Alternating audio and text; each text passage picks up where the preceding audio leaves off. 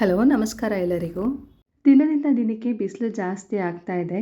ಈ ಬಿಸಿಲು ಟೈಮಲ್ಲಿ ಸಂಡಿಗೆ ಹಪ್ಪಳ ಎಲ್ಲ ಮಾಡಿಟ್ಕೊಂಡ್ರೆ ವರ್ಷ ಪೂರ್ತಿ ಹಾಳಾಗಲ್ಲ. ಬಿಸಿಲಲ್ಲಿ ಚೆನ್ನಾಗಿ ಒಣಗಿರತ್ತಲ್ವ, ಹಾಗಾಗಿ ಬನ್ನಿ ಇವತ್ತು ಒಂದು ಲೋಟ ಅಕ್ಕಿ ಮಾತ್ರನೇ ಉಪಯೋಗಿಸ್ಕೊಂಡು ಗರಿಗರಿಯಾದ ಸಂಡಿಗೆನ ಹೇಗೆ ಮಾಡೋದು ಅಂತ ನೋಡೋಣ. ನೋಡಿ, ನಾನಿಲ್ಲಿ 1 ಕಪ್ಪಷ್ಟು ಅಕ್ಕಿನ ಒಂದು 30 ಅವರ್ಸ್ ನೆನೆಸಿಟ್ಟಿದ್ದೀನಿ. 2 ಡೇಸ್ ಬೇಕಾದ್ರೂ ನೆನೆಸ್ಕೋಬೋದು. ನಡುವೆ 2 ಸಾರಿ ನೀರನ್ನ ತೆಗೆದು ಮತ್ತೆ ಬೇರೆ ನೀರನ್ನ ಹಾಕಿ ನೆನೆಯೋದಕ್ಕೆ ಬಿಟ್ಟಿದ್ದೀನಿ. ನೀರನ್ನ ತೆಗೆದು ಬೇರೆ ನೀರನ್ನ ಹಾಕಿಲ್ಲ ಅಂದರೆ ಸ್ಮೆಲ್ ಬರೋಕ್ಕೆ ಸ್ಟಾರ್ಟ್ ಆಗುತ್ತೆ ಅಕ್ಕಿ. ಹಾಗಾಗಿ 1-2 ಸಾರಿ ನೀರನ್ನ ಬದಲಾಯಿಸಿ. ನಾನು ಇದು ಗ್ಲಾಸ್ ತೋರಿಸ್ತಾ ಇದ್ದೀನಲ್ವ, ಈ ಗ್ಲಾಸ್ ಅಳತೆನಲ್ಲಿ 1 ಕಪ್ ಅಕ್ಕಿ ತೊಗೊಂಡಿರೋದು ನಾನು. ಇವಾಗ ಅಕ್ಕಿ ನೆನೆಸಿದ ನೀರನ್ನ ತೆಗೆದು ಅಕ್ಕಿನ ಜಾರ್ಗೆ ಟ್ರಾನ್ಸ್ಫರ್ ಮಾಡ್ಕೋತಾ ಇದ್ದೀನಿ. ನುಣ್ಣಗೆ ರುಬ್ಕೋಬೇಕು. ಒಂದು ಅರ್ಧ ಕಪ್ಪಷ್ಟು ನೀರನ್ನ ಉಪಯೋಗಿಸ್ಕೊಂಡು ನೈಸಾಗಿ ರುಬ್ಕೊಂಡಿದ್ದೀನಿ. ನೋಡಿ, ಈ ಕನ್ಸಿಸ್ಟೆನ್ಸಿಯಲ್ಲಿ ಇರಬೇಕು. ಇದಕ್ಕೆ ಅರ್ಧ ಕಪ್ ನೀರನ್ನ ಉಪಯೋಗಿಸ್ಕೊಂಡಿದ್ದೀನಿ. ಇವಾಗ ಒಂದು ದೊಡ್ಡ ಪಾತ್ರೆಗೆ 5.5 ಕಪ್ಪಷ್ಟು ನೀರನ್ನ ಹಾಕೋತಾ ಇದ್ದೀನಿ. ರುಬ್ಬೋದಕ್ಕೆ ಅರ್ಧ ಕಪ್ ಉಪಯೋಗಿಸ್ಕೊಂಡಿದ್ದೆ, ಇಲ್ಲಿ 5.5 ಕಪ್. ಟೋಟಲ್ ಆಗಿ 6 ಕಪ್ಪಷ್ಟು ನೀರನ್ನ ಹಾಕೋತಾ ಇದ್ದೀನಿ. ಸ್ವಲ್ಪ ದೊಡ್ಡ ಪಾತ್ರೆನೇ ತಗೊಳ್ಳಿ. ಇವಾಗ ಇದನ್ನು ನೀರು ಕುದಿಯೋದಕ್ಕೆ ಇಡೋಣ. ನೀರು ಕುದಿಯುವಾಗ ನಾವು ರುಬ್ಕೊಂಡಿದ್ದಂಥ ಅಕ್ಕಿ ಹಿಟ್ಟನ್ನ ನಿಧಾನವಾಗಿ ಸೇರಿಸ್ಕೊತ ತಿರುಗಿಸ್ತಾ ಇರಬೇಕು. ಒಂದೇ ಸರಿ ಹಾಕ್ಕೊಂಡ್ರೆ ಗಂಟಾಗತ್ತೆ. ಹಾಗಾಗಿ ಈ ಥರ ನಿಧಾನವಾಗಿ ಹಾಕ್ಕೊಂಡು ತಿರುಗಿಸ್ಕೊತಾನೆ ಹಾಕ್ಕೋಬೇಕು. ಆವಾಗ ಗಂಟಾಗಲ್ಲ. ಮತ್ತು ನೀರು ಕುದಿಯುವಾಗನೇ ಹಾಕ್ಕೋಬೇಕು. ನೋಡಿ, ಹಾಕೋತಾನೆ ಆಗಲೇ ಗಟ್ಟಿ ಆಗ್ತಾ ಬರ್ತಾ ಇದೆ. ಇದನ್ನು ಕೈ ಬಿಡದೆ ಕಂಟಿನ್ಯೂಯಸ್ ಆಗಿ ಮಿಕ್ಸ್ ಮಾಡ್ತಾನೇ ಇರಬೇಕು. ತಳ ಹತ್ತಬಾರ್ದು. ಕುದಿಯೋದಕ್ಕೆ ಸ್ಟಾರ್ಟ್ ಆಗೋವರೆಗೂ ಹೀಗೆ ತಿರುಗಿಸ್ತಾನೆ ಇರಬೇಕು. ನೋಡಿ, ಗಟ್ಟಿಯಾಗಿದೆ ಅನ್ನಿಸ್ತಾ ಇದೆ. ಹಾಗಾಗಿ ನಾನು ಇದಕ್ಕೆ ಮತ್ತೆ 1 ಲೋಟ ಬಿಸಿನೀರನ್ನ ಸೇರಿಸ್ಕೊತಾ ಇದ್ದೀನಿ. ನಾವಿದು ಸ್ಟಾರ್ಟ್ ಮಾಡೋಕ್ಕೆ ಮುಂಚೆನೇ 1-2 ಲೋಟನ ನೀರು ಬಿಸಿಗೆ ಇಟ್ಬಿಟ್ಟು ಸ್ಟಾರ್ಟ್ ಮಾಡಿಕೊಂಡ್ರೆ ಬೆಟರ್. ಒಂದೊಂದು ಸಾರಿ ಅಕ್ಕಿ ಮೇಲೆ ಡಿಪೆಂಡ್ ಆಗುತ್ತೆ ನೀರು ಎಷ್ಟು ಬೇಕಾಗುತ್ತೆ ಅಂತ. 1 ಲೋಟಕ್ಕೆ 6 ಲೋಟ ಯೂಶ್ವಲಿ ಉಪಯೋಗಿಸೋದು. ಒಂದೊಂದು ಸಾರಿ ಅಕ್ಕಿ ಹಳೇದಾದಾಗ ಈ ಥರ ಮತ್ತೆ ಎಕ್ಸ್ಟ್ರಾ ನೀರು ಬೇಕಾಗುತ್ತೆ. ಹಾಗಾಗಿ ಮೊದಲೇ ಒಂದು ಸ್ವಲ್ಪ ಕುದಿಯೋಕೆ ಇಟ್ಕೊಂಡ್ರೆ ಹೆಲ್ಪ್ ಆಗುತ್ತೆ. ಜಾರನ್ನ ತೊಳೆದು ಹಾಕ್ಕೊಂಡಿರಲಿಲ್ಲ. ಇವಾಗ 1 ಲೋಟ ಬಿಸಿನೀರನ್ನ ಜಾರ್ಗೆ ಹಾಕಿ ಅದನ್ನು ಹಾಕ್ಕೋತಾ ಇದ್ದೀನಿ. ಮತ್ತೆ ಕೈ ಬಿಡದೆ ತಿರುಗಿಸ್ತಾನೇ ಇರಬೇಕು. ಒಂದು ಸಾರಿ ಕುದಿಯೋದಕ್ಕೆ ಸ್ಟಾರ್ಟ್ ಆದಮೇಲೆ ಗಂಟುಗಳು ಆಗಲ್ಲ. ಅವಾಗ ಬೇಕಂದರೆ ಸ್ಲೋಗಿ ತಿರುಗಿಸ್ಕೋಬೋದು. ಆದರೂ ಒಮ್ಮೊಮ್ಮೆ ಹೊಸದಾಗಿ ಮಾಡುವಾಗ ಗಂಟುಗಳಾಗೋ ಚಾನ್ಸಸ್ ಇರುತ್ತೆ.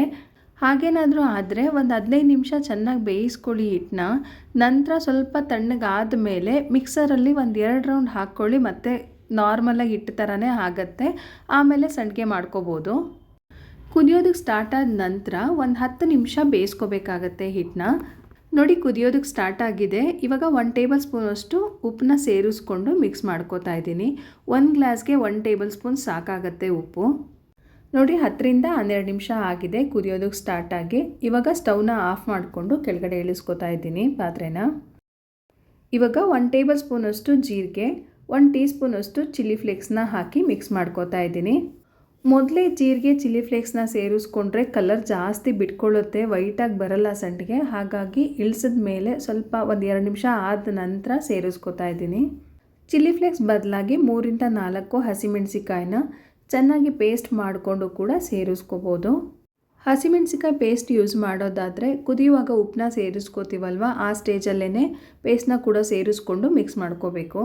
ಒಂದು 10-15 ನಿಮಿಷ ಸ್ವಲ್ಪ ತಣ್ಣಗಾಗೋದಕ್ಕೆ ಬಿಟ್ಟ ನಂತರ ಈ ಥರ ಪ್ಲಾಸ್ಟಿಕ್ ಕವರ್ ಮೇಲೆ ಈ ರೀತಿಯಾಗಿ ಹಾಕೋತಾ ಇದ್ದೀನಿ. ಸೈಜ್ ನಾನು ದೊಡ್ಡದಾಗೆ ಹಾಕೋತಾ ಇದ್ದೀನಿ. ನೀವು ಬೇಕಂದರೆ ಚಿಕ್ಕ ಚಿಕ್ಕದಾಗೂ ಕೂಡ ಹಾಕೋಬೋದು. ನಾನು ಒಬ್ಬಳೇ ಮಾಡ್ಕೊಳ್ಳೋದ್ರಿಂದ ಸ್ವಲ್ಪ ದೊಡ್ಡದಾಗೆ ಹಾಕಿ ಬೇಗ ಮುಗಿಸ್ಕೋತೀನಿ. ಚಿಕ್ಕ ಸೈಜ್ನ ಇಷ್ಟಪಡೋರು ಇದೇ ರೀತಿಯಾಗಿ ಸಣ್ಣದಾಗಿ ಹಾಕ್ಕೊಂಡ್ರೆ ಆಯಿತು. ಮತ್ತು ಪ್ಲಾಸ್ಟಿಕ್ ಕವರ್ ಬೇಡ ಅನ್ನೋರು ಬಟ್ಟೆ ಮೇಲೆ ಕೂಡ ಹಾಕ್ಕೋಬೋದು. ಕವರ್ ಯೂಸ್ ಮಾಡಿದ್ರೆ ಬೇಗ ಬಿಟ್ಕೊಳ್ಳುತ್ತೆ. ಒಣಗಿದ ತಕ್ಷಣ ಈಸಿಯಾಗಿ ಅದೇ ಬಿಟ್ಕೊಂಡು ಬಂದುಬಿಡುತ್ತೆ. ಬಟ್ಟೆ ಯೂಸ್ ಮಾಡಿಕೊಂಡ್ರೆ ಅದನ್ನ ಮತ್ತೆ ತಣ್ಣೀರು ಹಾಕಿ ನೆನೆಸಿ ಮತ್ತೆ ತೆಕ್ಕೋಬೇಕು. ಇದನ್ನು ಬಿಸಿಲಲ್ಲಿ 2 ದಿನ ಒಣಗಿಸಿದ್ದೀನಿ. ನೋಡಿ, ಈ ರೀತಿಯಾಗಿ ಆಗಿದೆ. ಚೆನ್ನಾಗಿ ಬಿಸಿಲಲ್ಲಿ ಒಣಗಿಸಿಟ್ಕೊಂಡ್ರೆ ವರ್ಷ ಪೂರ್ತಿ ಕೆಡಲ್ಲ. ಈ ರೀತಿ ಪ್ಲೇಟ್ಗೆ ಅಥವಾ ಬೇಸನ್ಗೆ ಹಾಕಿ ಇನ್ನೊಂದು 2 ದಿನ ಬಿಸಿಲಲ್ಲಿ ಇಟ್ಟು ಕೂಡ ಒಣಗಿಸ್ಕೋಬೋದು. ಚೆನ್ನಾಗಿ ಒಣಗಿಸ್ಬಿಟ್ಟು ಏರ್ಟೈಟ್ ಕಂಟೈನರಲ್ಲಿ ಹಾಕಿಟ್ಕೊಂಡ್ರೆ ವರ್ಷ ಪೂರ್ತಿ ಹಾಳಾಗದೆ ಇಟ್ಕೋಬೋದು. ಬನ್ನಿ ಇವಾಗ ಫ್ರೈ ಮಾಡಿ ನೋಡೋಣ. ಚೆನ್ನಾಗಿ ಎಣ್ಣೆ ಕಾದ ನಂತರನೇ ಸಂಡಿಗೆ ಹಾಕ್ಕೋಬೇಕು. ನೋಡಿ, ಎಷ್ಟು ಚೆನ್ನಾಗಿ ಹರಳ್ಕೊಂಡು ಬಂದಿದೆ. ಸಬ್ಬಕ್ಕಿ ಏನು ಉಪಯೋಗಿಸ್ತೇನೆ, ಬರೀ ಅಕ್ಕಿಯಿಂದ ಮಾಡಿರೋದು. ಇಷ್ಟು ಚೆನ್ನಾಗಿ ಬಂದಿದೆ. ಬಾಯಲ್ಲಿ ಇಟ್ಟರೆ ಕರಗತ್ತೆ, ಅಷ್ಟು ಚೆನ್ನಾಗಿ ಟೆಕ್ಸ್ಚರ್ ಇದೆ. ನೋಡ್ತಾನೆ ಗೊತ್ತಾಗುತ್ತೆ ನಿಮಗೆ ಎಷ್ಟು ಕ್ರಿಸ್ಪಿಯಾಗಿ ಬಂದಿದೆ ಅಂತ. ನೀವು ಯುಗಾದಿ ಹಬ್ಬಕ್ಕೆ ಟ್ರೈ ಮಾಡಿ ಹೇಗೆ ಬಂತು ಅಂತ ಕಮೆಂಟ್ ಮಾಡಿ. ರೆಸಿಪಿ ಇಷ್ಟ ಆದರೆ ಒಂದು ಲೈಕ್ ಮಾಡಿ. Thank you for watching.